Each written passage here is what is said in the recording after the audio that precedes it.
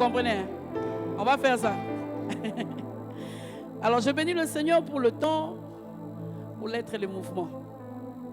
Je serai en train de parler à quelqu'un, mais je serai en train de parler de moi. Parce que j'ai été jeune. Bon, en regardant, je dis, est-ce que je suis si vieille que ça? Parce que tout à l'heure, là, quand on disait d'acclamer, on dirait que j'acclamais même plus que les jeunes. C'est quelqu'un qui me regarde peut dire que j'ai 46 ans, je ne crois pas. Hein. Si vraiment tu me regardes, est-ce que tu peux croire que Jess est mon fils? Entre nous. Il peut déjà me soulever seulement comme ça.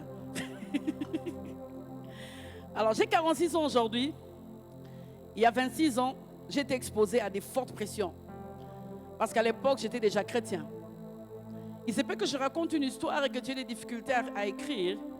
Mais mon souci, ce n'est pas que tu écrives. Mon souci, c'est que tu sois affecté. Hein?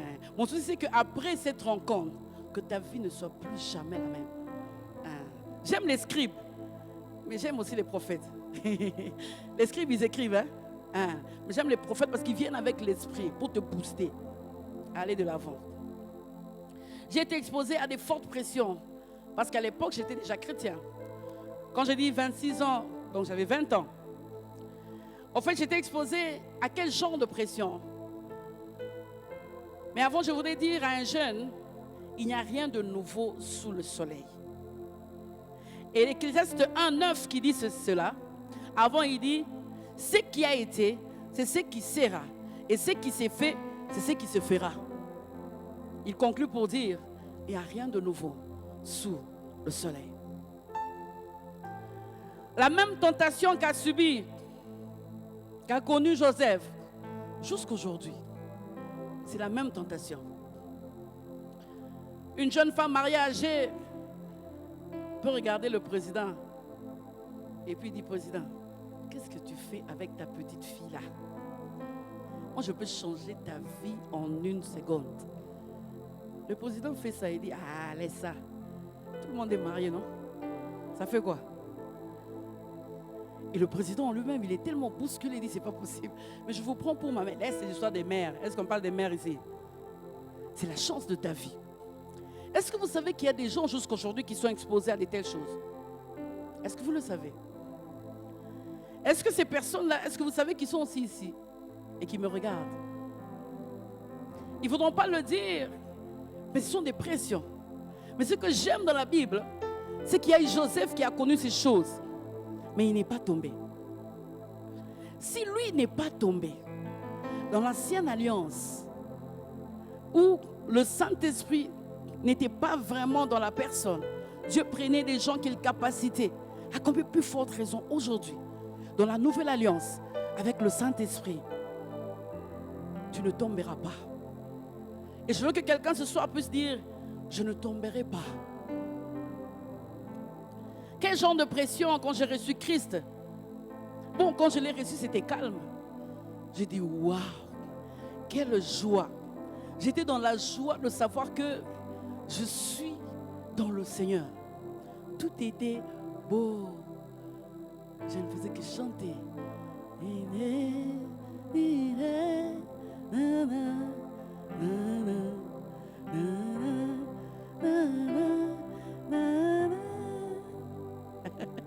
Donc c'était la joie totale.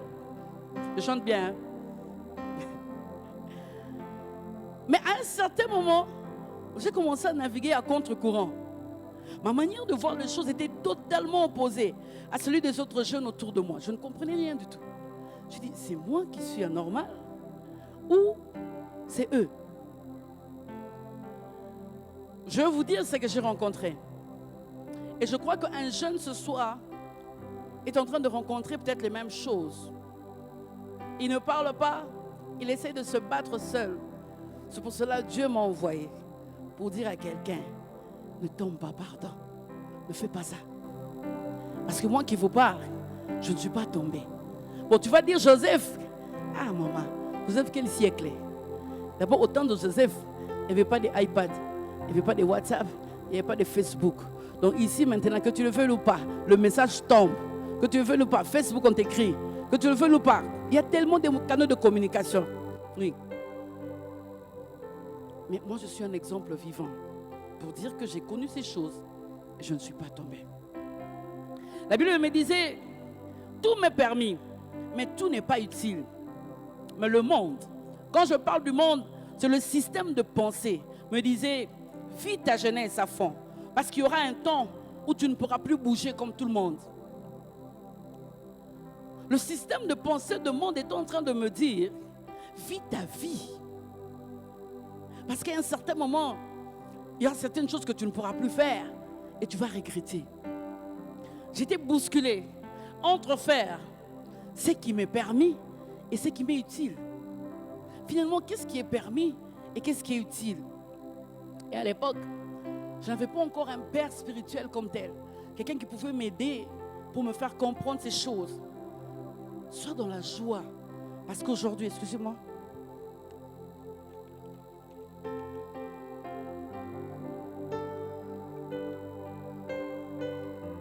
Aujourd'hui, je suis là pour te parler. Aujourd'hui, je suis là pour t'orienter.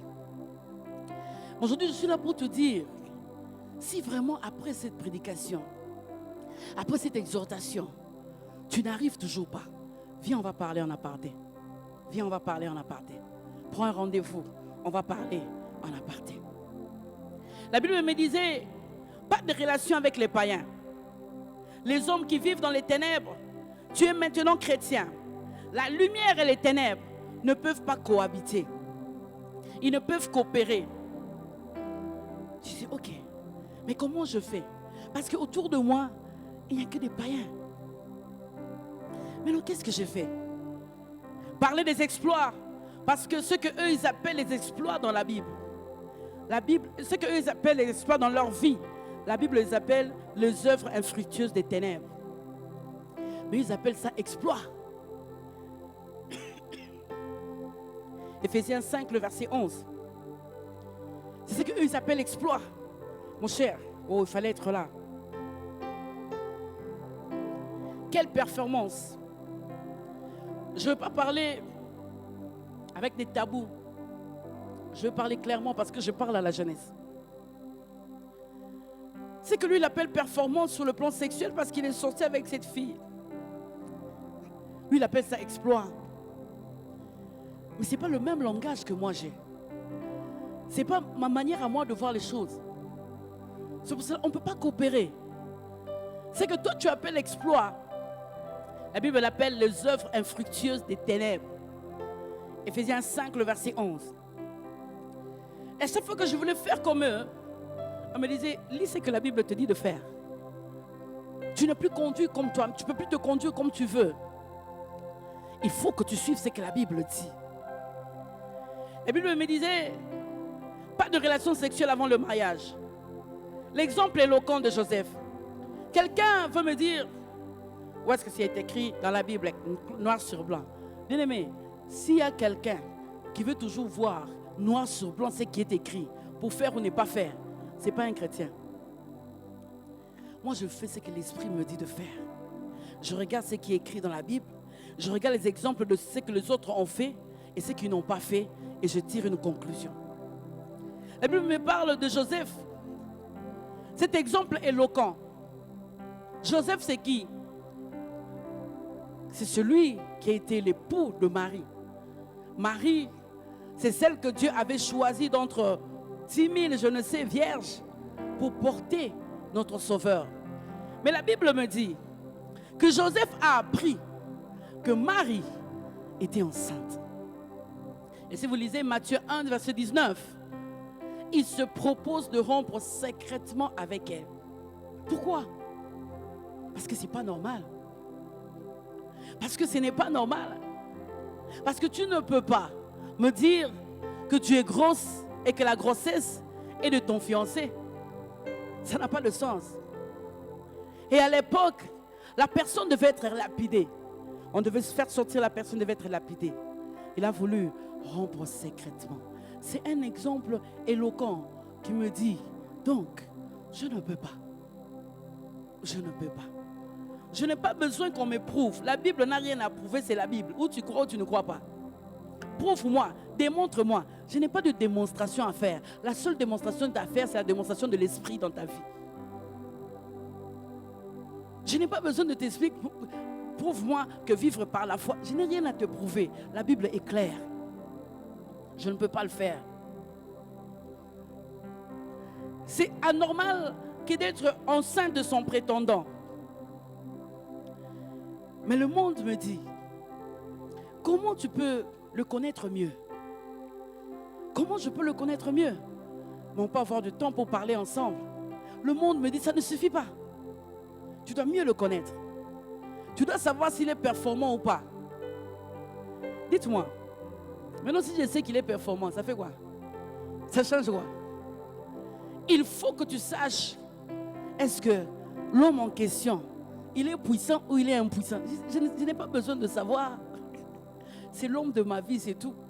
Et si dans le mariage, je vois qu'il est impuissant, j'ai en moi l'Esprit de Dieu, je vais le rendre puissant. Est-ce que je parle des filles de Dieu ici? Le monde est en train de me dire, pour mieux le connaître, vous devez aller ensemble. Ok. Mais est-ce que tu sais que tous ces genres de relations, par expérience, n'aboutissent pas toujours dans le mariage? Parce qu'après, le garçon dira, qu'est-ce que je veux encore trouver chez la personne? Tu n'es plus la perle rare. Tu n'es plus la pierre précieuse. La pierre précieuse, pour la découvrir, c'est difficile. Est-ce qu'il y a une fille de Dieu qui veut rester la perle rare ici? Est-ce qu'il y a une fille de Dieu qui veut rester la première des premières? Alors, ne succombe pas à ça. Parce qu'après, il te laissera pour prendre une autre personne. C'est ce que le monde me dit. Il faut essayer partout. Non. Je crois que tout don parfait, tout don excellent, ce que Dieu me donne, c'est parfait en tout, corps, âme, esprit. Et parce que je vis par la foi, je crois que l'homme que Dieu m'a donné, il va satisfaire à tous mes besoins, émotionnels, spirituels, tous mes besoins. Parce que je n'ai pas besoin de corrompre, je n'ai pas besoin d'aller avec lui pour vérifier. Je n'ai rien à vérifier. Je crois que mon Dieu m'aime. Il ne va pas me donner un cadeau empoisonné. Il ne peut pas. Je parle à des filles de Dieu ce soir. Ne tombe pas dans ce piège-là. Se connaître dans le fiançailles. On va parler. On va parler. Ce n'est pas notre sujet. On en a déjà parlé, des choses à faire, des choses à ne pas faire. Mais bien aimés, soyons quand même honnêtes, sincères. Vous êtes fiancés. Est-ce que vous ne savez pas que vous touchez dans les endroits noirs, c'est mauvais? On doit faire toute une réunion, s'asseoir pour vous dire ça. On doit vraiment s'asseoir pendant 2h30. Hein, gaspiller 2h30. Hein? S'asseoir comme ça, seulement pour te dire, attention, ne fais pas ça. Mais il y a des choses qu'on ne doit pas te dire. En tant que chrétien, tu sais que c'est mauvais. Et tu sens que le diable t'attire vers ces choses-là. Dégage-toi. Et la meilleure façon, c'est de fuir. C'est tout. Maintenant, là, on parle de la médecine. Il y a encore une raison. Système de pensée du monde. J'ai des myomes. Ok, tu as des myomes. Tu es marié? Non, je ne suis pas marié. Le médecin te dit, ok. Alors, les myomes prennent tellement de la place. Les myomes prennent la place du bébé. Est-ce qu'il y a des médecins ici? C'est ce qu'ils disent. Alors, tu dois aller avec un homme vite, vite, vite, pour que ces myomes-là disparaissent. Sinon, ça va continuer. Tu auras des saignements et ça aboutira à un cancer. Quand tu entends cancer, tu dis, je vais mourir. Je dois chercher un homme. Tu as oublié ce que la Bible te dit. Parce qu'un médecin t'a dit. Qui est un médecin devant Jéhovah Rapha? Et on a vu beaucoup de jeunes filles devenir filles mères avec des gens qui ne les ont jamais épousées. Parce que le médecin a dit. Une fille me dit, en tout cas, j'allais vraiment mourir. La manière dont je saignais, maman, Dieu est fidèle et Dieu est... Elle met même Dieu dedans. Dieu est fidèle et Dieu est bon. Ce médecin m'a parlé. J'ai dit, ok, quand il t'a parlé, l'homme là, tu l'as trouvé où? Bon, c'est un garçon qui me dérangeait depuis, mais quand j'ai prié, j'ai senti dans mon cœur que j'ai dit, non, tu es en train de vouloir justifier le mal que tu fais. J'ai vraiment senti, et puis quand tu parles un bon français, j'ai vraiment senti dans mon cœur, c'était l'homme de ma vie. Alors le Saint-Esprit, il était avec moi. C'est le Saint-Esprit dans les bêtises. Ça, c'est le Saint-Esprit dans les bêtises. Ce n'est pas le Saint-Esprit que moi je connais. Et aujourd'hui, maintenant, il y a l'enfant. L'homme a dit quoi? bon, on a des petits soucis, il y a incompatibilité. Il dit, ah, il n'y avait pas incompatibilité sur le lit. Maintenant, il y a incompatibilité. Tu n'as pas remarqué l'incompatibilité avant. Ça, c'est le système de pensée du monde. Y a-t-il quelqu'un ce soir qui a des myomes? On a dit que tu as des myomes. Quand on va prier, s'il passe, on va prier pour toi. Il n'y aura pas de cancer. Il n'y aura pas de stérilité. Tu vas te marier et tu auras tes enfants. Parce que Dieu va te donner l'homme de ta vie. Le système de pensée du monde. Et beaucoup n'arrivent plus à résister. Ils succombent à ça. Ils succombent à ça. Et le diable vient après que tu aies fait ça. Il te dit, tu sers un Dieu miséricordieux, lent à la colère et riche en bonté. Ok, diable, est-ce que le Dieu que je sers, il est seulement lent à la colère et riche en bonté? Ce n'est pas un Dieu saint? Pourquoi tu ne me dis pas que c'est un Dieu saint? Pourquoi tu ne me montres pas la facette de la sainteté de Dieu? Pourquoi tu veux seulement me montrer la facette de sa bonté? Pourquoi tu veux seulement me montrer la facette de sa miséricorde? Pourquoi tu ne me montres pas ce passage d'Exode 22, le verset 31? Exode 22, 31 qui dit, vous serez pour moi des hommes saints. Pourquoi tu ne me montres pas Lévitique 20, le verset 26? Vous serez saints pour moi, car je suis saint, moi l'Éternel. Je vous ai séparés de peuple afin que vous soyez à moi. Tu ne peux pas être à Dieu, être dans la pureté, c'est impossible. Y a-t-il quelqu'un ce soir qui a besoin de l'onction? Il est là? Il n'est pas là. Ah, moi j'aime l'onction. Hein? En tout cas, moi, l'onction c'est mon ami. Hein, papa, sans onction, tu fais comment? Tu vas chanter comment sans onction? Dis-moi. Sans l'onction, on est pareil. Il n'y a pas de différence. Hein, on est pareil. Ce qui fait ma différence avec vous, c'est un peu de l'orgueil, c'est mon onction, non? Mais tu peux aussi dire ça à ton voisin. Parce que moi, je dis ça en face de toi, parce que tu es en face de toi. Si tu étais à côté, j'allais te dire. Dis à ton voisin, ce qui fait notre différence. Cherche un voisin, regarde-moi, dis là-bas. Tu ne crois pas que tu es une femme ointe. Tu ne crois pas que tu es un homme oint. Ah. Sans l'onction, on est pareil. Pourquoi tu ne me montres pas la sainteté de Dieu? Je dis, est-ce que quelqu'un cherche l'onction ici? L'onction rime avec sainteté. Ah. Tu ne peux pas désirer l'onction et fuir la sainteté. C'est impossible. Ça rime avec la sainteté. La Bible me dit, même dans ton accoutrement, sois sobre. Que ta liberté ne soit pas un scandale pour ton prochain. C'est ce que la Bible me dit. 2 Corinthiens 6, le verset 3. 2 Corinthiens 6, 3, il dit, nous ne nous donnons aucun sujet de scandale en quoi que ce soit, afin que le ministère ne soit pas un objet de blâme. 2 Corinthiens 6, 3. Mais le monde me dit, ah, toi aussi tu exagères. Tu peux te coiffer comme tu veux. Tu peux faire ce que tu veux. Que ta liberté ne devienne pas un sujet de scandale pour l'autre. Oui, c'est vrai. Tu vas me dire, ah, moi j'ai suivi un concert. Ah, les choristes eux-mêmes coiffés comme ça. Ici, il n'y avait rien. Ici, il y avait les cheveux. Et puis les piercings ici, piercings là-bas, piercings là. Même quand ils chantent, on voit les piercings là. Le clavieriste, n'en parlons même pas. L'ox est jaune. Celui qui était, mais maman, quelle onction. J'ai dit, ok. Est-ce que pour eux, c'était un scandale dans leur culture à eux? Non. Mais imaginez que je vienne avec toute l'onction que j'ai des locks rouges. Déjà, en me mettant là, j'allais déjà vous distraire.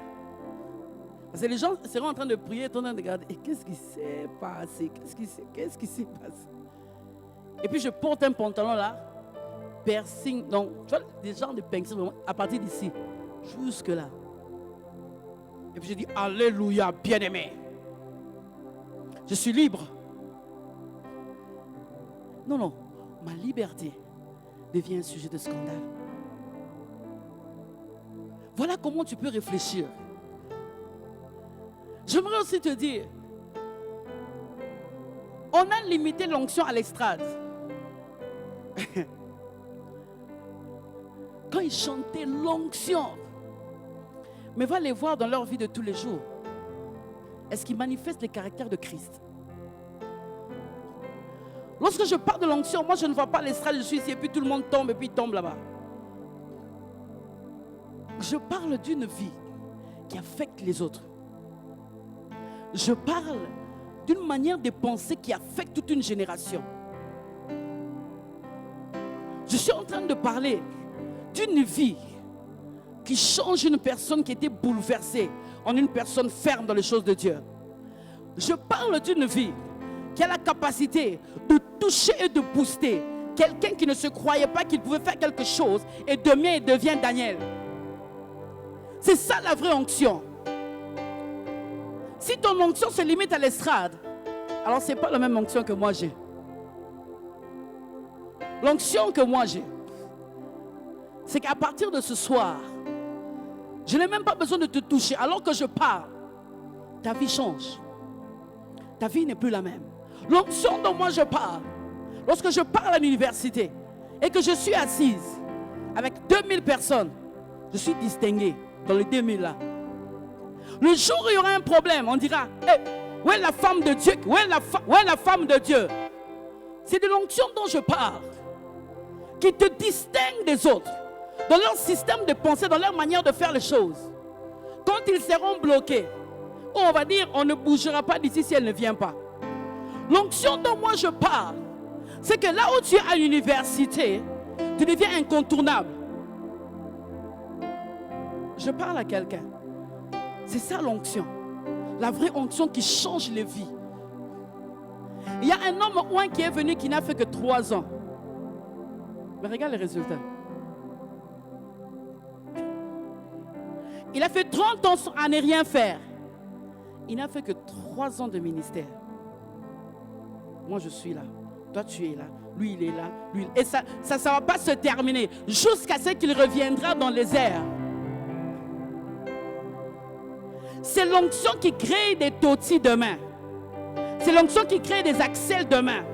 C'est l'onction qui crée des Cécilia demain. C'est l'onction qui crée des Jess demain. L'onction qui impacte de génération en génération. Si ton onction n'est que sur l'estrade, et lorsqu'on va enlever l'estrade, comment tu vas faire? Bon, si l'onction n'est que sur l'estrade, pendant le confinement, comment tu as fait? Parce qu'il n'y avait pas d'estrade. Chacun était chez lui. Comment tu as fait? Toi qui n'as que l'onction pour chanter ici, pendant le confinement, tu as fait quoi? Alors rectifie un peu quand tu parles de l'onction, c'est quoi exactement? Ce monde est en train de me dire, fais ce que tu veux. Ça fait quoi? De toutes les façons. Et la manière de penser du monde est en train de me faire douter mon appartenance à Christ. Je commence à dire, est-ce que j'ai bien fait vraiment de suivre Christ? On dirait que suivre Christ, c'est une vie vraiment... il sert Christ. Moi, je connais des hommes dans les actes des apôtres. On les a appelés des dieux. 2 personnes, ils ont bouleversé toute une ville. Mais c'est ce genre d'onction que moi je recherche. Est-ce qu'il y a quelqu'un qui recherche comme moi ce genre d'onction? Je veux que tu prennes la décision pour dire avant 2023, je dois faire monter un peu la barre. Je suis trop bas. Moi je sens que je suis trop bas. Alors ça c'est autre chose, il y a un prix à payer. Tu vas le faire. On va parler de ça après. Le monde me montre le verset qui dit, Dieu regarde au cœur, mais l'homme regarde à l'apparence. Pourquoi tu me montres que les versets qui me poussent à faire le mal? Ça, c'est ce qu'on appelle l'esprit de la séduction. C'est-à-dire, lorsqu'il vient, il tord la parole de Dieu. Il te le présente autrement pour te dire que ce que tu fais, tu peux continuer à le faire. Et nous sommes dans le temps de la séduction. Le monde est en train de me dire pourquoi tu te fais vieillir. Mais quand tu me regardes vraiment là, dans le pantalon je suis dedans, dans le jupe je suis dedans, dans le pan je suis dedans, j'ai vieilli en quoi? Et ça c'est Christ qui fait ça. Ça n'a rien à voir avec l'argent. C'est Christ qui dit, il me fait rajeunir comme l'aigle. On va faire des études sur le rajeunissement de l'aigle. Tu comprendras. Parce que la Bible ne dit pas les choses en vain. Le monde me dit, pourquoi tu ne mets pas les cheveux gris, jaunes, mauves, je ne sais pas moi. Décolleté méchant, piercing méchant. Il y a des décolletés méchants. Pourquoi ici tu es sœur et puis quand on arrive dans une fête, quand on te regarde, et la fille qui chantait ici derrière en noir blanc, on regarde, on dit, c'est sa sosie. Pourquoi lors de la fête tu te métamorphoses comme ça? Hey. La choriste, elle rit. Elle était là en noir quand on chantait. Oh, ça, elle faisait même ça. Mais le jour de la fête, là, l'habit qu'elle avait mis, maman. Et puis, ce sont des gens dans les fêtes, hein, ils ne restent pas assis. On ne sait pas ce qu'elle cherche. Elle est toujours là. Elle est contente. Tu es content. Tu es en train de trahir la race pour une fête. Tu n'as rien compris. Tu ne comprends pas ta destinée. Tu ne comprends pas. Ils disent, Dieu n'est pas là. Oui, Dieu regarde au cœur, tu as raison. Mais le même Dieu, il t'a laissé sur la terre pour que tu deviennes un modèle. Pour que tu sois un modèle. Pour que tu puisses impacter les autres. Mais pour impacter les autres, les gens autour de toi, tu dois devenir, si tu deviens un objet de scandale, comment tu vas impacter les autres? Si toi-même tu deviens un obstacle à la propagation de l'évangile, est-ce que tu sais que ton accoutrement peut être un obstacle à la propagation de l'évangile? Est-ce que tu le sais? Ici, quand on parle d'accoutrement, ne me pose pas la question, comment je dois m'habiller? Ah non, laisse ça, laisse ça. Là, tu fais exprès. Tu sais comment tu dois t'habiller décemment. Tu connais la forme de ton corps. Tu sais comment tu es. Il y en a de ceux qui sont minces. Même s'ils mettent une jupe là, ça ne dérange pas. Tu es toi-même forte. Mais pour toi, même si on regarde Reine du Shopping, même si ensemble on regarde avec moi Reine du Shopping, mais n'oublie pas, ne vous conformez pas au siècle présent. Tu sais comment tu dois t'habiller. Je ne te demande pas de ne plus mettre tes pantalons. Non, parce qu'il y a aussi des pantalons hommes. Mais je veux tout simplement ce que moi je te demande, que tu ne sois pas un sujet de scandale. Que ta liberté ne devienne pas pour les autres un sujet de scandale. Et j'ai été buté à ça, c'était compliqué. On me disait, mais pourquoi tu ne poses pas ça? Ça fait quoi? Oh, toi aussi, tu exagères. La Bible me dit, lorsque vous vous rencontrez, partagez des hymnes et des psaumes. Que ce soit l'objet de votre conversation. Mais le monde me dit, maman, verser à l'église, verser à... Parlons quand même d'autre chose. C'est ennuyant, non? Toi aussi. Hein? On vient déjà de l'église. J'étais là mardi, mercredi, jeudi. Maintenant, c'est samedi. Dis un peu, comment tu vas faire avec le type là? Hein? Quel type? Arrête de faire des semblants. Le monsieur là qui t'a regardé là-bas, on est en train de parler de ça. Bien aimé, à ce genre de personnes, comment est-ce que tu peux leur parler des hymnes et des psaumes? Toi-même, tu comprends que je ne peux plus rester avec des personnes pareilles. Parce que lorsque moi je viens, je dis, ce matin j'ai été affecté par une parole, j'aimerais partager avec toi. Bon, je pars un peu, quand je reviens, on va parler. Hein, parce que je voulais te parler d'autre chose, plus intéressant et plus important. Donc il est en train de te dire que tes hymnes et tes psaumes là, ça n'a pas de sens. Alors c'est là que j'ai compris, je dois me séparer de beaucoup de gens.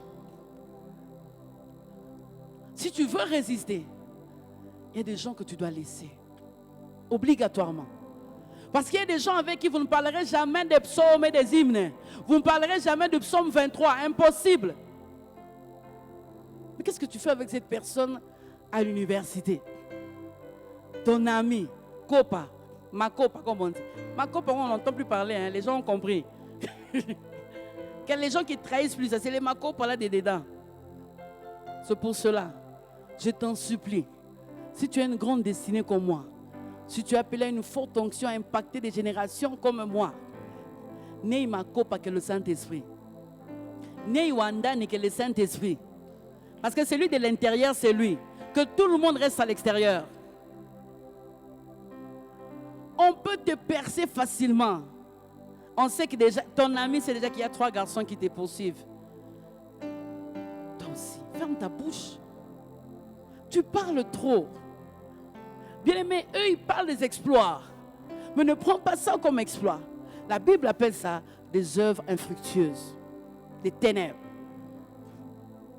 C'est à ce moment-là que je suis devenu solitaire.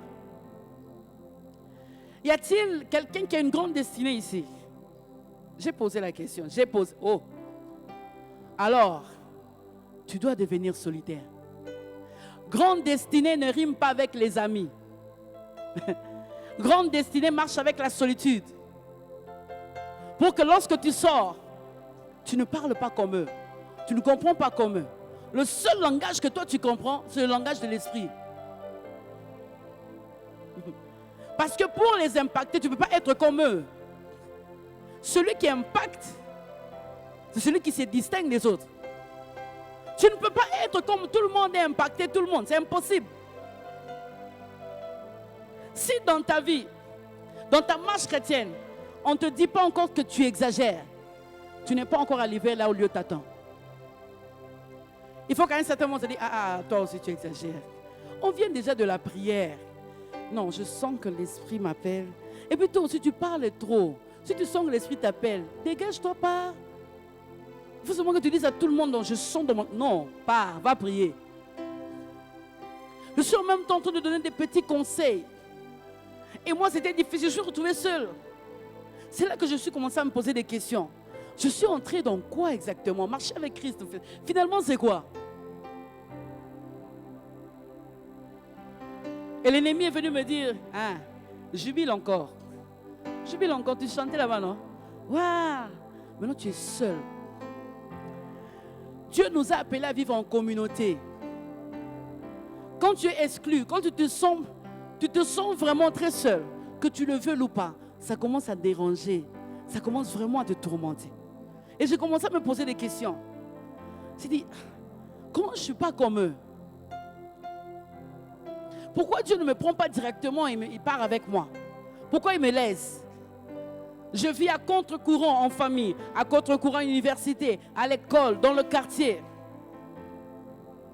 C'est là que j'ai compris que je dois maintenant résister. Je suis obligé de résister. Parce que si je ne le fais pas, personne ne le fera à ma place. Parce qu'autour de moi, je n'avais que des gens qui ne connaissaient pas Dieu. Et quand je les expliquais, eux, ils ne comprenaient pas ce que moi je disais. Ils disaient, toi aussi, tu es trop jeune, tu es jolie comme ça. Donc toute la beauté là, tu laisses ça seulement en Christ comme ça. C'est comme si tu abîmes ta beauté en Christ. Hey, qui t'a dit ça? Qui t'a dit ça? Je vais te prouver le contraire. Tout à l'heure, je vais te prouver le contraire. Et la manière dont tu vas prier maintenant, et la manière dont tu vas commencer à parler à ces gens-là, ils vont dire c'est la même personne ou c'est pas la même personne. Je suis venu pousser quelqu'un à regarder en face les gens qui le font croire que marcher avec Christ, c'est perdre. Je vais te prouver qui perd. Qui perd réellement? Qui perd réellement? J'ai compris que je dois résister, je dois m'opposer. Je dois repousser le mal. Je dois supporter les moqueries. Je dois regarder ces jeunes gens qui disent, tu ne vis pas ton âge, tu ne vis pas... Toi vraiment, tu n'es pas pasteur. Pourquoi tu veux te faire pasteur comme ça avec... Oh, bouge un peu, sois relax, sois flexible. Je suis flexible même en Jésus. Ma flexibilité est dans le rayon du Saint-Esprit. Quand tu me fais sortir du rayon du Saint-Esprit, je ne suis plus flexible. Non. Quand tu parles de flexibilité, qu'on s'entende. On peut rigoler, oui. On peut regarder la télé, oui. Mais quand tu commences à me faire sortir de la sphère de l'esprit, non, je ne suis plus flexible. Ne sois pas flexible partout. Qu'est-ce que la parole de Dieu dit par rapport à cette personne que cette personne te dit? Et le diable est venu me dire, appartenir à Jésus. Il a dit, c'est un mauvais choix que tu as fait. C'est l'arrêt d'une vie jouissante. c'est tomber dans un trou noir. C'est choisir de vivre une vie marginalisée. Bien-aimé, montre-moi dans la Bible un prophète ou un homme de Dieu qui vivait en communauté qui a impacté. Il n'y en a pas. Toutes les personnes qui ont impacté, Dieu les a retirées. Et dans leur retrait, ils se sont encore retirés davantage. Lorsqu'il prend un homme comme Daniel, parce que je sens qu'il y a beaucoup de Daniel ici.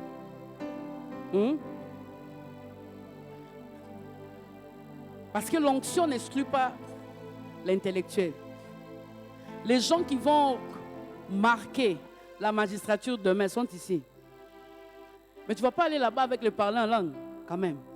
Tu dois connaître le droit, non? Alors, je suis venu dire à cette personne-là, tu dois résister. Daniel est parti. L'autre j'ai lu le livre de Daniel de bout en bout. Pendant 1h30, j'ai lu. Une seule résolution a produit l'élévation. Lis le livre de Daniel. Après s'être sorti de sa résolution, quand il était placé là, Daniel est allé de progrès en progrès, de progrès en progrès. Il est allé de progrès en progrès sur le plan intellectuel, sur le plan social, sur le plan de les pays. Mais il est allé de progrès en progrès aussi sur le plan spirituel. C'est le seul qui a vu les temps de la fin. Daniel a vu Apocalypse pour dire que lorsque tu te marginalises encore davantage, tu deviens le choix de Dieu, sélectionné pour vivre dans les hauteurs. Et c'est quelqu'un ce soir qui prend la résolution de prendre la résolution. J'aimerais qu'en quittant ici, si cette histoire de Daniel te concerne, va encore relire Daniel, lis-le 3 fois et regarde ce que la résolution de Daniel avait produit. Quand tu me dis que choisir Jésus, c'est choisir la mort, on parle de quel Dieu? On te présente quelle parole? On te montre quel tableau? On te montre quel système de pensée? C'est le système de pensée du monde. Mais moi, bien-aimé, lorsque je parle de moi aujourd'hui, j'ai reçu Christ en 1992, à 16 ans. Et aujourd'hui, j'ai 46 ans. 30 ans après, quand je regarde en arrière, quand je regarde les jeunes filles avec qui j'ai étudié, quand je regarde toutes ces personnes à qui je parlais, on me disait tu exagères. Quand je regarde leur vie, aujourd'hui, nulle part. Bien-aimé, 30 ans après, ta résolution continuera à produire. 30 ans après, lorsque je regarde en arrière, les moqueurs d'hier sont devenus les admirateurs d'aujourd'hui. Bien-aimé, 20 ans après, mon frère, c'est celle que tu es là, 20 ans après, toutes ces personnes qui ont dit, toi aussi tu exagères, ils vont commencer à dire, ah, tu avais raison. Quand je regarde toutes ces personnes, j'ai dit, ah, ils regrettent tout le temps qu'ils ont passé à endurcir leur cœur à recevoir Christ. Ceux qui avaient pris le chemin large et vivaient comme ils veulent avec des relations sexuelles désordonnées.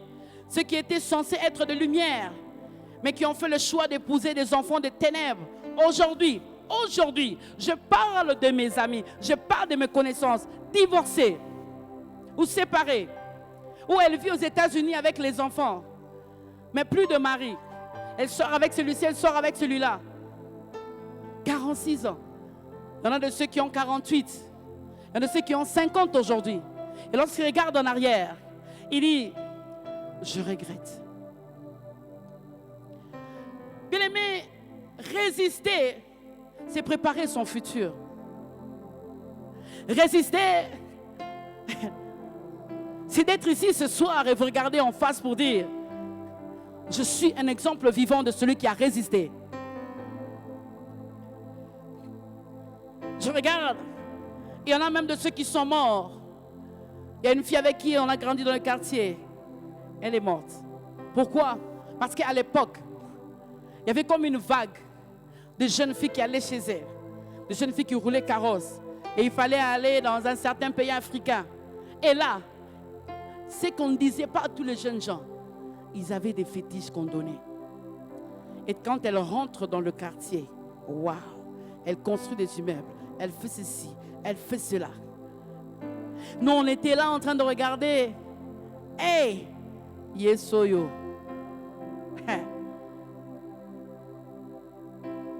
Mais aujourd'hui, elle est morte. Elle est morte à quel âge? À 34 ans. Parce qu'elle n'a pas pu résister. Elle est morte, bien-aimée. Quand je regarde en arrière, je dis j'avais raison de suivre Christ. J'avais raison de dire non. À l'époque où il y avait quelqu'un qui revenait de l'Angola, plein aux as. Moi, j'étais un... Toi d'ailleurs, tu es beau. Toi d'ailleurs, tu as des habits. Moi, je n'en avais qu'un seul. Informe et vide. Un oui aurait changé toute ma vie. Mais est-ce que je serais vivante aujourd'hui pour te parler ce soir? Je ne pense pas. Un oui, il y a 20 ans. Je ne serais pas pasteur au centre missionnaire Philadelphie-Lubumbashi. Non, non, non, non. Tu ne peux pas être choisi de Dieu et faire ce que tu veux. C'est impossible. Jeunes filles et jeunes garçons, aujourd'hui je suis venu te supplier de résister aux pressions de la famille, des amis, des collègues de service, des jeunes autour de toi. Parce qu'il faut que demain, que tu te tiennes ici à ma place. Lorsque moi j'en aurai 70 et que je serai assis pour relever une autre génération qui viendra après moi. La personne qui doit maintenant se tenir ici, dans 10 ans, est ici. La personne qui va faire plus que ça, remplir le stade pour parler à toute une génération. Il y a quelqu'un qui a un fardeau de la jeunesse qui est ici. Il a tellement, oui. Le Seigneur me dit que tu as ce fardeau de la jeunesse. La personne qui va se tenir devant 10 000 jeunes pour parler, pour dire, moi j'ai résisté. Cette personne est ici. N'envie pas les méchants. Bien-aimé, n'envie pas les méchants. N'envie même pas ces familles riches où tu regardes, tu dis, waouh, ils sont toujours ensemble, ils parlent toujours français, ils s'habillent toujours bien, ils prennent toujours du café. La sorcellerie est dedans. Tu as plus que eux, tu as Jésus. Bénis le Seigneur pour la famille dans laquelle tu es sorti. Parce que c'est justement le critère de Dieu, le choix de Dieu. Plusieurs sortes de pression. Pression pour te faire tomber dans le péché. Pression pour te pousser à emprunter les raccourcis. Pression pour te faire regretter le fait de recevoir Christ tôt. Pression pour faire comme tout le monde en famille. Écoute, la chrétienté, ce n'est pas une religion, c'est une vie. Nous, dans notre famille, toute notre famille, on est né dans cette religion. Oh, moi, je ne parle pas de religion. Je parle de quelqu'un qui a rencontré l'homme de Galilée. Je parle de quelqu'un qui a rencontré Jésus. Ce n'est plus une religion, c'est une vie. Sors de la religion de la famille. Pression pour lâcher et faire comme tout le monde. Pression pour te dire, tu as eu tort d'appartenir à Christ si tôt. Je voudrais te rassurer pour te dire, tu as fait un bon choix. Parce que ceux qui, il y a 30 ans, il y a 20 ans en arrière, j'ai rencontré un autre. Il ne faisait que fumer. Et puis je le rencontre, je regarde. Il dit, ça c'est qui? Oh, c'est toi. Vous avez, au début là, vous êtes content, hein? Vous êtes vu, parce que tu ne sais pas il est qui. Ah, comment ça va? Qu'est-ce que tu es devenu? Ah, ça va. Et toi? Tu es pasteur?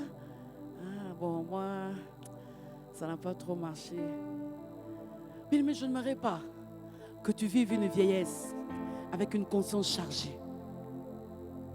Je ne veux pas que tu vives une vieillesse. Un temps, tu vas dire, ah, si je savais. Jeunesse de Philadelphie, c'est maintenant le temps de grandes décisions de la vie.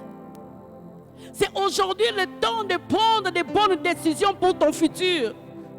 C'est aujourd'hui le temps de regarder ce que Dieu a dit sur toi et de faire exactement ce que Dieu a dit sur toi. Pourquoi tu dois résister? Pourquoi tu dois résister? J'ai 4 raisons pour lesquelles tu dois résister. Premièrement, parce que tu as un Dieu à garder de ton côté et que tu as une destinée à défendre. Tu dois résister premièrement parce que tu as un Dieu à garder de ton côté et une destinée à défendre. Deutéronome 23, le verset 14. Deutéronome 23, 14. Car l'Éternel, ton Dieu, marche au milieu de ton camp pour te protéger et pour livrer tes ennemis devant toi. Ton camp devra donc être saint, afin que l'Éternel te voie chez toi rien d'impur et qu'il ne te retourne point de toi. Qu'il ne te détourne point de toi. 1 Pierre 3, le verset 15. 1 Pierre 3, le verset 15. Étant toujours prêts à vous défendre avec douceur et respect devant quiconque vous demande la raison de l'espérance qui est en vous. Parce que tu as un Dieu à garder de ton côté et tu as une destinée à défendre. Pourquoi tu dois résister? Deuxièmement, parce que ton identité ne te permet pas de vivre comme tout le monde. Ton identité ne te permet pas de vivre comme tout le monde. Matthieu 5, 14 à 16. Il dit, tu es la lumière du monde. Matthieu 5, 14 à 16. 1 Pierre 2, 9. 1 Pierre 2, 9, il dit, vous au contraire, vous êtes quoi? Une race élue, un sacerdoce royal, une nation sainte, un peuple acquis. Tu dois résister parce que ton identité ne te permet pas de vivre comme tout le monde. Troisièmement, pourquoi tu dois résister? Parce que ne pas résister t'empêchera de vivre pleinement ton héritage en Christ. Ne pas résister t'empêchera de vivre pleinement ton héritage en Christ. Romains 8, 17. Romains 8, 17 dit que tu es héritier et co-héritier de Christ. Romains 8, 17. Or, si nous sommes enfants, nous sommes aussi héritiers. Galates 3, le verset 29. Si vous êtes à Christ, vous êtes de la postérité d'Abraham, héritier selon la promesse. Ne pas résister te rend esclave, bien-aimé, je suis toujours dans ce point. Ça t'empêche de vivre pleinement ton héritage et ça te rend esclave. Esclave du péché. Tu ne seras plus condamné le mal parce que toi-même tu es dans ces mauvaises choses. Galates 4, le verset 7. Galates 4, 7 dit, ainsi, tu n'es plus esclave, mais fils. Et si tu es fils, tu es aussi héritier par la grâce de Dieu. Ne sois pas esclave de ces choses. Avant de devenir esclave de quelque chose, ça commence d'abord. Mon cher, prends seulement un peu. Le peu là va t'amener à la dépendance. Ne tombe pas, résiste. Quatrièmement, pourquoi tu dois résister? Parce que tu as une génération à impacter demain. Tu as une génération à impacter demain. Je l'ai dit, ce que tu fais aujourd'hui va soit t'ouvrir la bouche demain, soit te fermer la bouche demain. Tes choix et tes décisions, aujourd'hui, dans 10 ans, vont soit te fermer la bouche ou t'ouvrir la bouche. Tu choisis d'être avec cet homme. Tu choisis d'avoir un enfant avec lui. Pourquoi? Parce qu'il prend soin de l'enfant. Mais dans 10 ans, tu auras du mal, lorsque tu seras marié, de dire à ta fille, ne touche pas le sexe avant le mariage. Je te dirai, maman, comment toi tu as fait pour tomber?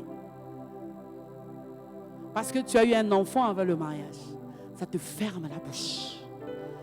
Y a-t-il quelqu'un qui veut garder la bouche ouverte pour parler à la nouvelle génération? Ne tombe pas, résiste. Tu parleras à ta fille, elle dira, ok. Et ma soeur là, c'est la fille du papa? Bon, j'ai trébuché. Ah, si toi tu as trébuché, donc moi aussi je peux trébucher. C'est ça, non? Et moi aussi je peux trébucher un peu. Nous tous on trébuche. Nous sommes dans la famille de ceux qui trébuchent. Les trébucherons, ils trébuchent, nous trébuchons. Et puis après quoi? Le garçon, on vient avec une fille à la maison et l'a engrossé. Cela n'arrivera pas dans le nom de Jésus. Comment résister? Comment résister? Waouh! 3 choses. On va le dire rapidement, ça va aller. Comment résister? Il y avait dans la Bible un homme, il s'appelait Élie. 1 Roi 19, 9 à 18. Va le lire. 1 Roi 19, 9 à 18. Dieu lui demande, que fais-tu ici? Élie est fatigué, il vient de faire descendre le feu du ciel. Il a tellement fait beaucoup de choses, mais ils se sont fatigués. Il répondit, j'ai déployé mon zèle pour l'Éternel, le Dieu des armées, car les enfants d'Israël ont abandonné ton alliance. Et puis quelque part il dit, je suis resté moi seul. Il cherche à m'ôter la vie. Et là, si vous lisez 1 Roi 19, 9 à 18, c'est là qu'il y a eu un vent violent, tremblement de terre, le feu, et puis le murmure doux et léger, et ici enveloppé du visage. Et Dieu lui dit, dans 1 Roi 19, le verset 18, il nous parle de 7000 hommes qui n'ont pas fléchi les genoux devant Baal et dont la bouche ne l'a point baisé. Bien aimé, il y a un reste fidèle qui existe encore. Et je proclame et je déclare que les jeunes de Philadelphie, Lubumbashi, font partie de ces 7000 qui n'ont pas fléchi. C'est pour cela la première chose à faire, identifie des hommes et des femmes qui n'ont pas encore fléchi. Attache-toi à eux. Identifie ces hommes et ces femmes. Ils sont là à l'université, ils sont ici à l'église, ils sont dans la famille, ils sont dans le quartier. Bien-aimés, 1 Corinthiens 15, 33, ne vous y trompez pas, les mauvaises compagnies corrompent le bon mœurs. À l'université, tu es obligé d'avoir des gens à côté de toi. Identifie les hommes et les femmes qui n'ont pas encore fléchi. Élie est fatigué, il dit, je suis resté seul. Tu n'es pas seul. J'aime cette prédication du pasteur Atoms qui parle de l'onction de la percée. Pour dire que lorsqu'on portait l'arche, on ne portait pas seul. Il y avait 4 personnes qui portaient l'arche et qui devaient avoir la même taille. Pour dire que, regarde bien, il y a des gens qui ont la même taille que toi, ils ont la posture que toi tu as parce qu'ils sont sacrificateurs. Et ensemble, vous allez porter l'arche. Cherche des hommes et des femmes qui ont la même taille que toi et qui portent l'arche sur l'épaule. J'ai aimé lorsqu'il était en train de dire, pourquoi l'épaule? Parce que c'est le signe du sacrificateur. C'est pour cela, lorsque Samuel devait normalement oindre Saül, il lui a réservé quelle nourriture? L'épaule. Pour le consacrer. Je parle à des hommes et à des femmes consacrés à Dieu ici. Je parle à des hommes et des femmes que Dieu a choisis pour porter les fautes. Je parle à des hommes et à des femmes que Dieu a choisis pour impacter. Je parle à des hommes et des femmes que Dieu a choisis pour devenir les Daniel de demain. Tu ne peux pas marcher avec n'importe qui. Tu ne peux pas t'allier avec n'importe qui. Tu ne peux pas avoir n'importe quel ami. Oui, je n'ai jamais vu un oint de l'Éternel vivre avec tout le monde. C'est impossible. Les gens ne doivent pas t'aimer. Dis Amen. Si tout le monde t'aime, si tout le monde est d'accord avec toi, alors il y a quelque chose qui ne marche pas. Il faut qu'à un certain moment on dise, lui aussi il exagère. Laissez-le un peu dans son coin. Oui, vous me permettez de libérer l'espace pour que je reste avec le Saint-Esprit. Je suis à mesure de libérer. En fait, vous êtes en train d'encombrer mon espace. Libérez l'espace. Libère. Il faut leur dire, libérez l'espace. Il y a des gens qui t'encombrent et qui empêchent ton onction de s'exploser. Il faut les enlever. Deuxième chose à faire du Saint-Esprit ton ami intime. Vous savez, il y a des gens qui ont le Saint-Esprit seulement comme allié dans le ministère. Le Saint-Esprit est plus qu'un allié dans le ministère. Il est d'abord un ami dans le secret. De la même manière, tu peux entrer dans mon bureau pour dire, maman, je n'arrive plus. Il y a tellement de pression. On n'arrive pas à payer les études. Je ne sais plus quoi faire. Tu peux entendre le moment pour dire, maman, il y a cet homme-là. Maintenant, c'est l'homosexualité. Hein? On est en train de te proposer des choses. Je ne sais pas quoi faire. Je suis tellement dans la pression. Au lieu de me le dire à moi qui ne peux rien faire, qui n'a que des bras comme toi, qui n'a que des 2 oreilles comme toi, est-ce que tu peux le dire à l'Esprit de Dieu? Est-ce que tu peux le dire à l'Esprit qui a ressuscité Christ d'entre les morts? Est-ce que tu peux le dire à l'Esprit qui a conçu Christ dans le ventre de Marie? C'est ce Saint-Esprit, bien-aimé, qui est capable de te donner la force. Réveille-toi, dis, Saint-Esprit, s'il te plaît, je vais encore aller au travail avec le même homme, mais je sens que je commence un peu à vouloir tomber un peu. Parce que hier, je lui ai quand même donné le numéro de téléphone. Et c'est des choses que je ne fais pas. Je sens que je sors. Saint-Esprit, s'il te plaît, ne permets pas. Je n'ai pas le choix. On est obligé de se voir tous les jours parce qu'on travaille sur le même dossier. Je ne sais pas, mais Esprit de Dieu, aide de moi. Oui, une femme mariée, il est tellement jeune. Il regarde la fille, il dit, ah, elle est aussi jolie. Hein? Je suis déjà mariée. Je sens que je commence un peu à tomber. En fait, l'autre jour, j'ai accepté d'aller manger avec elle. Ce sont des choses que je ne fais pas. Je me reproche. Il y a quelque chose qui est en train de me quitter, Saint-Esprit. S'il te plaît, donne-moi la force. Fais du Saint-Esprit ton ami au lieu de faire du Saint-Esprit ton allié du ministère. Celui qui est ami du Saint-Esprit, obligatoirement, on sent maintenant dans le ministère que le Saint-Esprit est son allié. Parce qu'il marche avec toi tous les jours. Il est capable de tout faire. La troisième chose, comment résister? Que faire? Une meilleure façon de résister, c'est de garder l'huile fluide. Je parle à des hommes de l'esprit ici. De garder l'huile fluide. Maintenant, il fait froid, n'est-ce pas? Il fera froid. Après, quand il fera froid, quand il fait froid ici, vous voyez le livre de Kinkonja? On veut préparer le sommet. Mais l'huile est tellement comme une pierre. Il faut prendre l'huile avant de mettre dans le sommet. Est-ce qu'il y a des jeunes filles qui préparent? Ils me regardent comme si c'était un mystère. Parce que pour toi, tu ne peux pas. L'huile de palme qu'on met dans le feuille de manioc, on le met d'abord au soleil, hein, pour que ça devienne fluide. Et Dieu m'a dit que la meilleure façon de résister, que cette huile puisse rester fluide, avec un esprit de prière permanent. Un esprit de prière permanent. Éphésiens 6, il dit, faites en tout temps. Les gens ne lisent pas. Par l'esprit, toutes sortes de prières. Il est en train d'insister pour dire par l'esprit. Si tu parles en langue, bien, mais pourquoi tu te compliques la vie? Pourquoi tu te compliques la vie? Parle en langue le matin quand tu te réveilles. Reste constamment en prière. C'est possible parce que le Saint-Esprit est en toi. Et nous voulons déjà, à partir de ce soir, dans les 2 minutes qui me restent, je dis bien 2 minutes qui me restent, est-ce que le Saint-Esprit ne peut pas un peu rendre cette onction-là fluide? Ça devient devenir un peu comme une pierre. Alors que les choristes sont en train de monter maintenant, ça devient un peu beaucoup plus fluide. Pourquoi? Parce qu'un esprit de prière doit monter. Il faut que quelqu'un sorte de ce lieu avec un esprit de prière permanent. Tu ne dis pas non, je vais entrer le soir, je vais prendre 3 jours de prière. Non. Un esprit de prière qui reste permanent pour que tu restes connecté à l'esprit, pour que tu dises des choses que tu dois faire. Et dans cet esprit de prière, j'aime l'adoration. Est-ce qu'il y a des adorateurs et des adoratrices? Il y a, comme on dit en lingala, les machacha.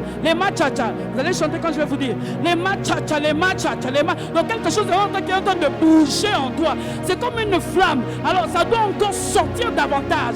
Est-ce que quelqu'un peut dire, ce mois d'octobre, je vais rendre mon onction plus fluide. Lorsque l'onction devient plus fluide, on commence à entendre les choses que les autres ne peuvent pas entendre. On commence à faire des choses que les autres ne peuvent pas faire. C'est là qu'on entre dans l'adoration. C'est là que même si tu n'as pas pu terminer les études, tu restes en adoration. C'est là que lorsqu'on te dit tu n'as plus d'habits, tu restes en adoration. Parce que l'adoration ne dépend pas de ce que tu vis. C'est là que tu commences à chanter. Tu m'as ébloui. Je ne connais pas les paroles. Tu m'entoures un chant d'amour, chant de délivrance devant mes ennemis, et tous mes craintes s'enfuient. On peut chanter avec vous? Tu m'as ébloui. Tu m'as ébloui. Des mélodies, tu m'entoures d'un chant d'amour, chant de délivrance devant mes ennemis, toutes mes craintes s'enfuient. Je ne suis plus. Je ne suis plus esclave de la peur. Qui es-tu? Déclare-le. Je suis enfant de Dieu. Proclame, je ne suis plus. Je ne suis plus esclave de la peur. Arabo Shaka. Je suis enfant de Dieu. Je ne suis plus. Je ne suis plus esclave de la peur. Je suis enfant de Dieu. Nazali Susu Mombute. Nazali Susu Mombute.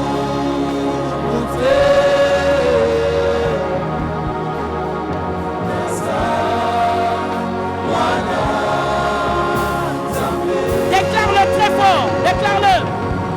Nazali Susu Mombute.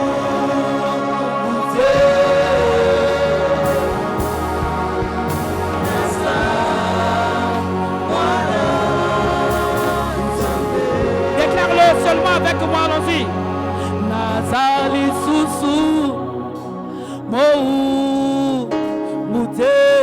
Tu ne peux plus être esclave, bien-aimé. Tu es enfant de Dieu, héritier. Naza Mwana Nzambe.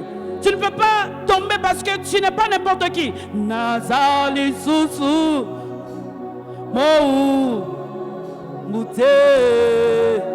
Zebraye Karababoshe. Naza Mwana Nzambe. J'ai besoin d'une seule voix. Et mon âme te loue. Je peux chanter ça avec qui? Et mon âme t'adore. Et mon âme te loue. Car nul n'est comme toi. C'est un chant nouveau qui monte dans mon cœur. Un cantique d'amour pour mon seul sauveur. Il m'a pris de loin, il m'a lavé, il m'a racheté et placé à ses côtés. Je n'ai plus peur de rien, je ne crains plus rien. Cœur berger et de mon côté, et même les ténèbres n'ont plus aucun pouvoir sur moi, car la clé de la mort, c'est mon maître qui la tient. Quand il me tient la main, son droit dans l'armée de l'ennemi. Et le grand Goliath, assemblée chante, se retrouve. Lui seul me suffit, lui seul me suffit, lui seul me suffit. Oh, lui seul est tout pour moi. Quand je ne sais comment dire, je me mets à crier, je me mets à crier, je me mets à crier, à crier, à crier.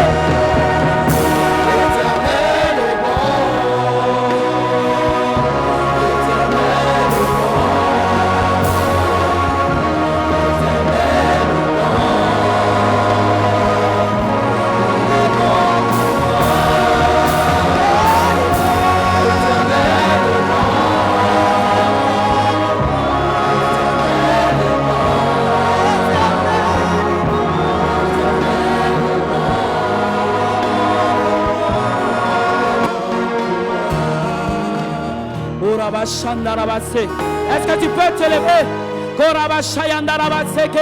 Commence à élever Jésus. Je vais faire une prière avant de partir. J'aimerais que tu puisses commencer déjà à élever Jésus.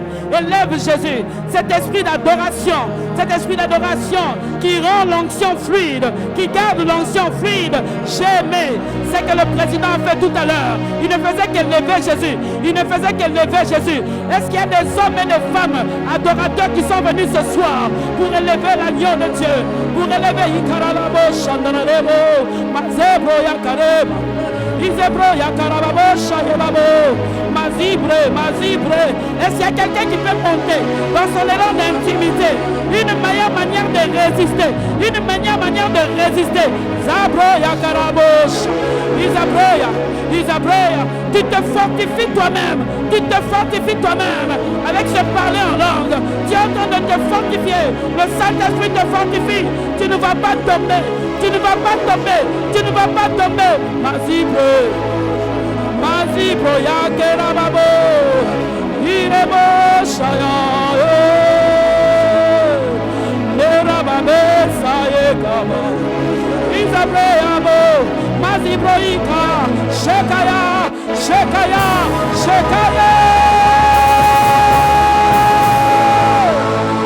Est-ce qu'il y a quelqu'un qui peut monter? Non. Est-ce qu'on peut saturer l'atmosphère? Zaboyaka, Isaboya, Manderebo, Isabre, Mania, Yakarababo, Yakarabache. Est-ce qu'il y a quelqu'un qui peut chanter en langue? Chanter en langue. C'est bon. Nerelebo Shakaye. Nerelebo Ikayeba. Mazibraye Ndayebabo Saka.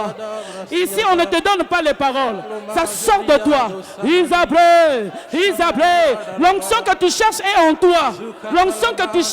toi. Tu dois seulement l'activer avec un esprit d'adoration. Zebraye Baye. J'entre dans le lieu très saint. J'entre pour t'adorer. Seigneur, je t'adore. Oh Rabache Kayababose. Ziproya. Narababo. Isabreya. Il y a beaucoup qui sont faibles. C'est pour cela qu'ils n'arrivent plus à résister. Parce qu'ils sont faibles dans la prière. Ils n'arrivent plus à résister. Mazeyabe. Lirababo Sikayema. Le Dieu des esprits de prophètes. Shenarababo. Notre Erababo. Le sang de l'agneau. Zabé.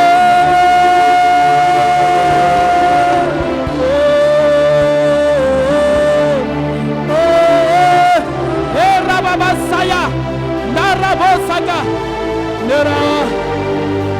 Le sang de l'agneau. Ikarababache. Jean Abouda.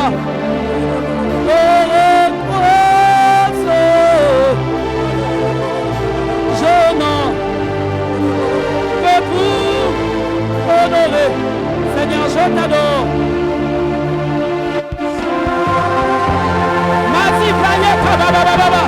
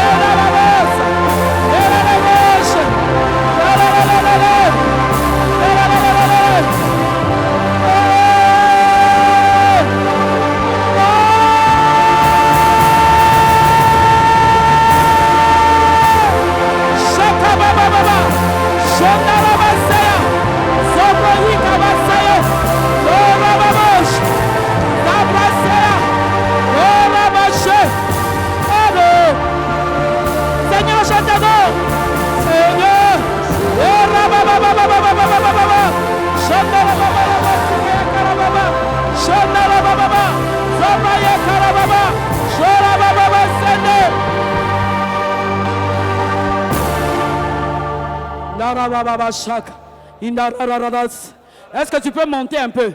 Est-ce que tu peux monter? Le Seigneur m'a dit, il y a beaucoup qui sont tellement devenus faibles. Il y a des petites choses qui sont commencées à entrer. Hein, il commence à jeter un peu un coup d'œil avec les films porno. Il commence un peu à jeter. Il y a un peu de légèreté. Il y a un peu de légèreté. Ils sont prêts à tomber. C'est pour cela qu'il m'a dit, il faut que tu puisses rallumer un peu la flamme. Rallume encore. Rallume, rallume, rallume. Avec un esprit d'adoration. Ne regarde pas ta famille. Ne regarde pas ta famille. Dieu sait que tu es né dans cette famille pauvre. Mais tu sais le choix de Dieu. Il y prend dans la bergerie. Ah, c'est ici, c'est dans la pauvreté qu'il y a le recrutement.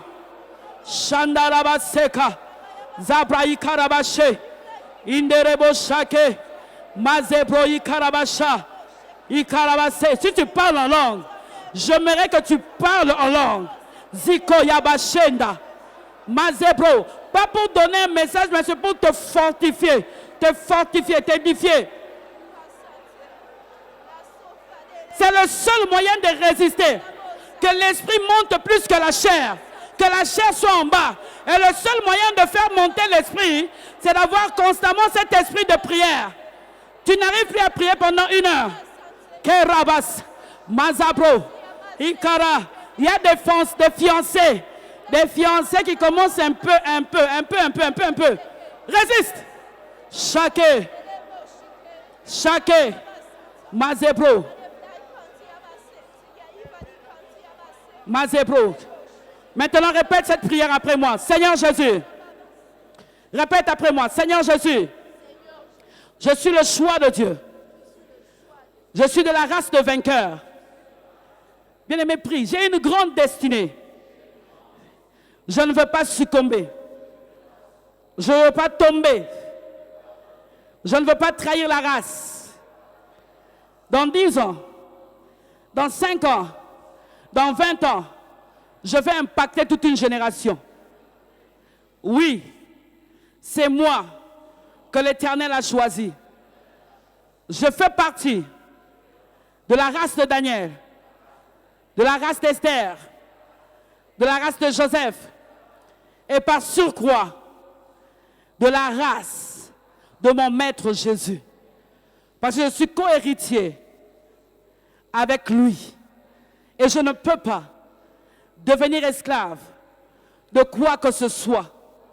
C'est pour cela, à dater de ce soir, Saint-Esprit, mets dans mon cœur la soif de la prière à un niveau élevé, que je ne dorme pas.